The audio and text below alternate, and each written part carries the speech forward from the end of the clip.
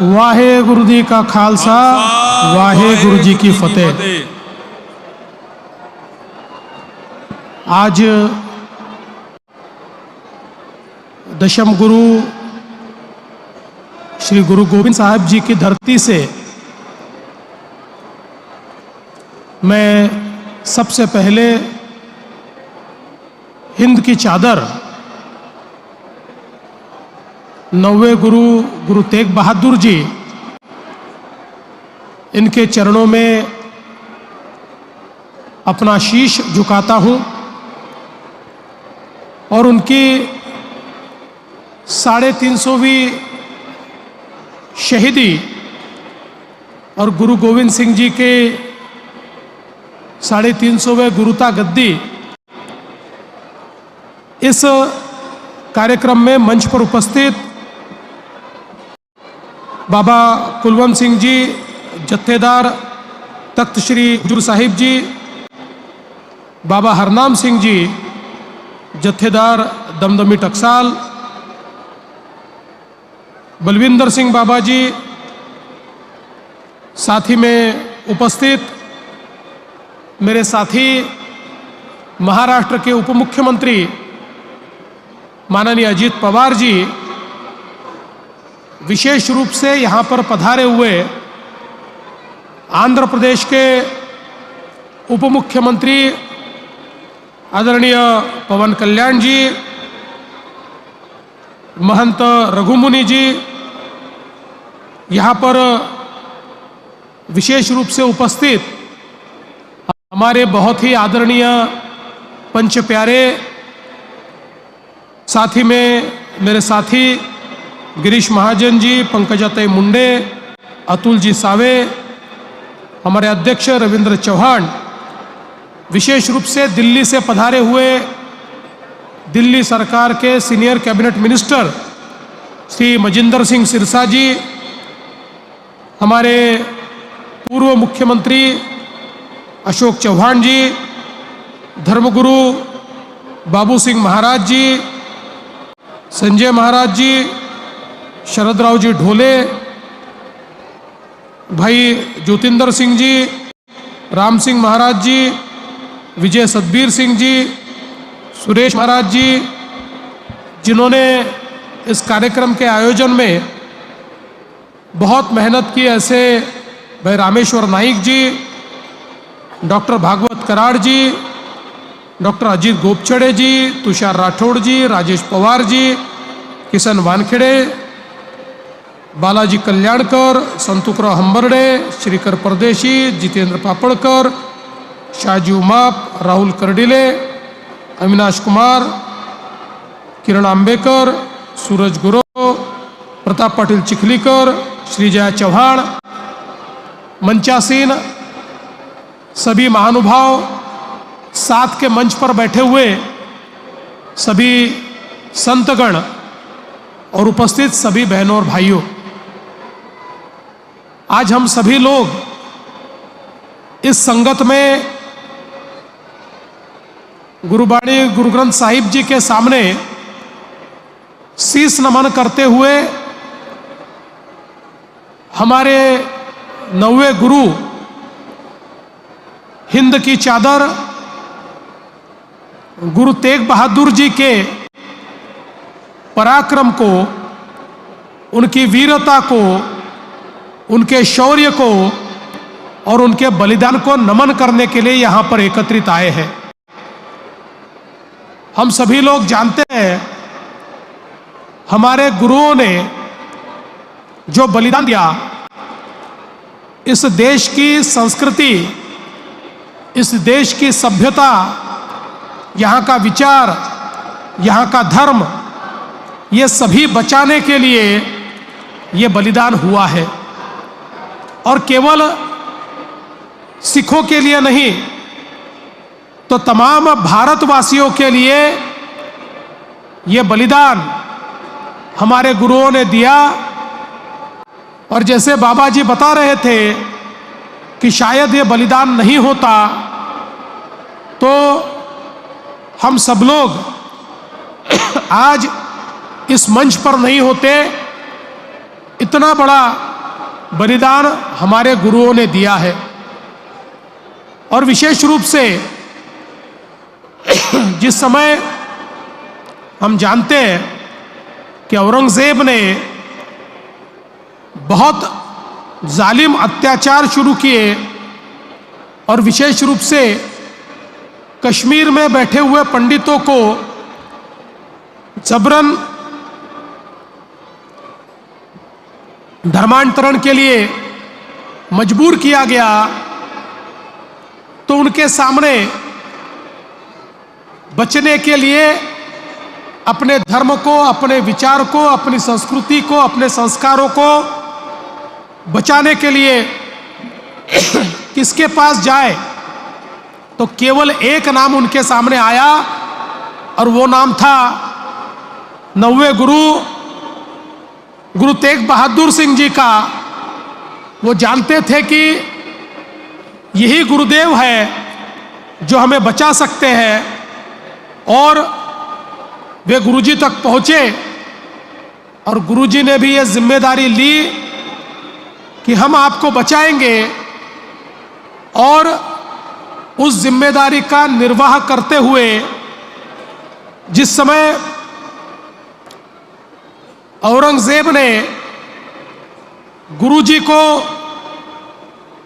कैद किया और उनको ये कहा कि या तो आप धर्म बदल लीजिए या फिर आप मरने के लिए तैयार हो जाइए, उस समय उस क्रूरता के सामने गुरुजी डरे नहीं, निडरता के साथ उन्होंने अपने विचारों की, संस्कारों की और विशेष रूप से सनातन धर्म की रक्षा का जो संकल्प लिया था, उस संकल्प को दोहराया। और हम सभी जानते हैं कि गुरुजी के साथी भाई सतीदास, भाई मतीदास, सभी लोग इतनी बर्बरता के साथ उनको मारा गया, किसी के टुकड़े कर दिए गए, किसी को गरम पानी में, गरम तेल में झोंक दिया गया, और उसके बाद गुरुजी को भी, उनका भी शीश काट दिया गया, और मानो एक संदेशा देने का प्रयास हुआ कि जो हमारी बात नहीं सुनेगा उसका यही हश्र होगा। लेकिन औरंगजेब ये जानता नहीं था कि गुरुजी की कुर्बानी से पूरे देश के अंदर इस प्रकार की प्रतिबद्धता निर्माण होगी कि उसके इरादे कभी पूरे नहीं होंगे, और वो इरादे कभी पूरे नहीं हुए। और उस समय जब औरंगजेब ने ऐलान किया था कि गुरुजी को कोई भी अंतिम संस्कार नहीं देगा, उनके शीश को, उनके शरीर को कोई अंतिम संस्कार नहीं मिलेगा, दिल्ली के चांदनी चौक में बर्बरता के साथ गुरुदेव का देह पड़ा था। ऐसे समय लकीशा बंजारा जी ने अपने प्रयासों से उनके शरीर को अंतिम संस्कारों तक पहुंचाया, और उसके बाद उन्हीं के सुपुत्र गुरु गोविंद सिंह जी ये 10वें पातशाह बने, और 10वीं पातशाही गुरु गोविंद सिंह जी ने तो इस प्रकार का बलिदान दिया। हम सभी लोग जानते हैं कि उनके 2 बेटों को पहले मारा गया, उसके बाद 2 बेटों को दीवालों में चुनवा दिया गया, और दीवालों में चुनवाने के बावजूद न बेटों ने हार मानी, न गुरुजी ने हार मानी। वे लगातार धर्म की रक्षा के लिए, अपने देश की रक्षा के लिए लड़ते रहे। इसलिए ये जो हमारा इतिहास है, ये बहुत वीरता का इतिहास है, शौर्य का इतिहास है और ये इतिहास केवल सिख पंथ तक, सिखों तक सीमित नहीं होना चाहिए। तो भारत के जन जन को ये पता होना चाहिए कि हमारे गुरुओं ने केवल सिखों के लिए बलिदान नहीं किया, समूची मानवता के लिए ये बलिदान किया है। इसीलिए इस कार्यक्रम का आयोजन हमने किया। और विशेष रूप से ये कार्यक्रम इसलिए भी अलग है कि पूरी नानक नाम लेवा संगत एक साथ इस कार्यक्रम में लाने का प्रयास हमने किया। हम सभी लोग जानते हैं, हमारे देश में जब समाज बिखरा हुआ था, ऊंच नीच जातियां, ऐसे कई बंधन हमारे समाज को तोड़ते थे, जिसके कारण हम गुलामी में जाते थे। ऐसे समय गुरु नानक देव जी ने एक निरंकार का मंत्र हमको दिया, सभी को एक साथ जोड़ने वाला। ये निरंकारी इस प्रकार का विचार, जिस विचार ने उस समय पूरे देश के अंदर अलग अलग समाजों को जोड़ने का काम किया, उसी विचार को फिर एक बार इस कार्यक्रम के माध्यम से एकत्रित लाने का प्रयास हमने किया है।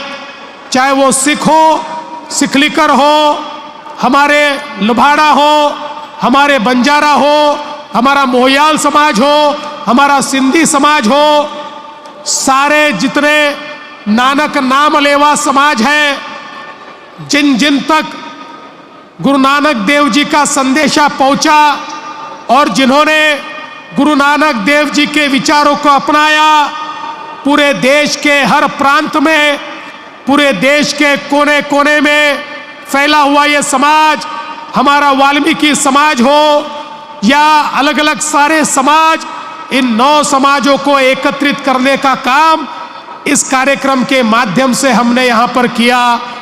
और साथ में हमारे वारकरी समाज को भी जोड़ने का काम हुआ, क्योंकि बाबा जी ने अभी बताया, हमारे नामदेव जी, संत नामदेव जी, भगत नामदेव जी, ये नरसी से निकले और घुमान तक गए, और घुमान में पंजाब में उनकी समाधि बनी।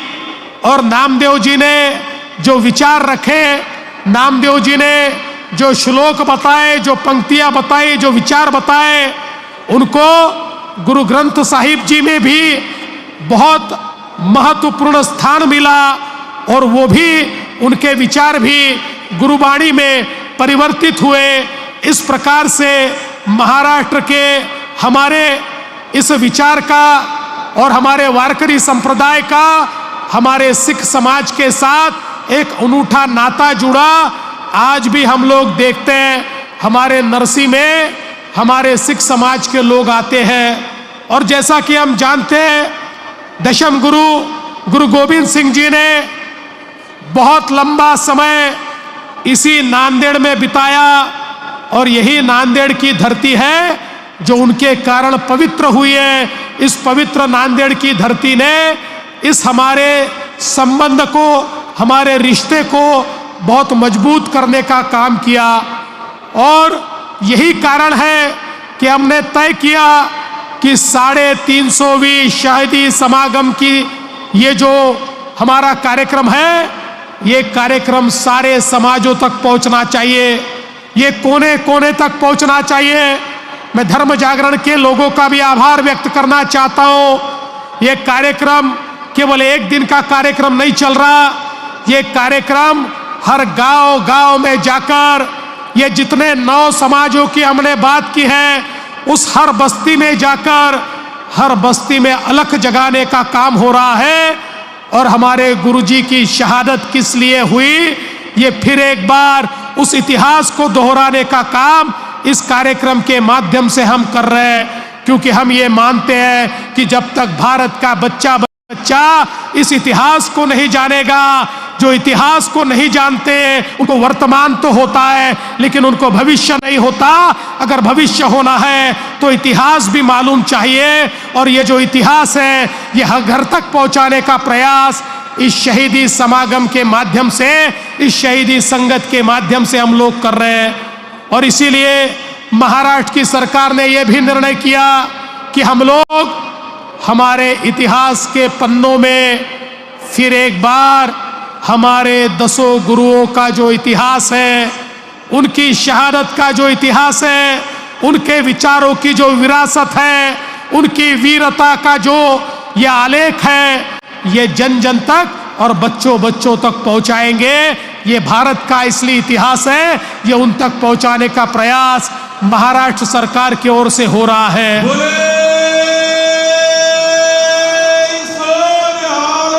सत श्री अकाल। और मैं ये ऐलान करना चाहता हूं, ये 3 कार्यक्रम तो हम लोग कर रहे हैं। नागपुर का हुआ, यहां पर नांदेड़ साहिब में हुआ, नवी मुंबई के कार्यक्रम में तो हमारा प्रयास है कि स्वयं प्रधानमंत्री जी वहां पर पधारे। लेकिन केवल 3 कार्यक्रम करके हम रुकेंगे नहीं, तो नानक नाम लेवा संगत के माध्यम से हर घर तक हम पहुंचेंगे और हर घर तक ये शहादत भी पहुंचेगी, ये विचार भी पहुंचेगा, ये गुरुवाणी भी पहुंचेगी, ये अमृत वचन भी पहुंचेगा। इस प्रकार का प्रयास महाराष्ट्र की सरकार की ओर से हम लगातार करते रहेंगे। बोले सोनिहाल। सत श्री अकाल। मैं आज हमारे सभी आयोजकों का बहुत बहुत आभार व्यक्त करना चाहता हूं। हमारे बाबा जी, इन्होंने हमें बहुत अच्छे तरीके से मार्गदर्शन दिया। हमारे तख्त श्री हुजूर साहिब के जत्थेदार, जिन्होंने इस कार्यक्रम की अगुवाई की, हमारे सारे संत जो यहाँ पर मौजूद हैं, जिन्होंने हमें आशीर्वाद दिया, इस कार्यक्रम को आशीर्वाद दिया, यहाँ पर पधारे हुए सारे हमारे ग्रंथी, उनको भी मैं बहुत बहुत धन्यवाद देना चाहता हूँ, जिन्होंने हमारे सामने बहुत सुंदर शब्द किया, कीर्तन किया। ऐसे सभी का मैं आभार व्यक्त करना चाहता हूँ। हमारा जिला प्रशासन, जिन्होंने इसके लिए बहुत मेहनत की, हमारे रामेश्वर नाइक और यहाँ पर काम करने वाली पूरी टीम, इनका भी मैं बहुत आभार व्यक्त करना चाहता हूँ। और अंत में मैं गुरुजी का आभार व्यक्त करना चाहता हूँ। ये गुरुजी की मेहर है कि हम सब लोग यहाँ पर एकत्रित हैं। इसी तरह से उनकी मेहर, उनका आशीर्वाद हम सभी को प्राप्त होता रहे, इतना ही उनके चरणों में शीश नमन करते हुए कहता हूँ और अपने वाणी को विराम देता हूँ। जय हिंद, जय महाराष्ट्र। बोले सोनिहाल। सत श्री अकाल। वाहे गुरु जी का खालसा, वाहे गुरु जी की फतेह। सो बहुत बहुत धन्यवाद। हमारे 40 गावातील भडगावात बिबट्याची दहशत, परिसरातील पशुधनावरती हल्ले सुरू।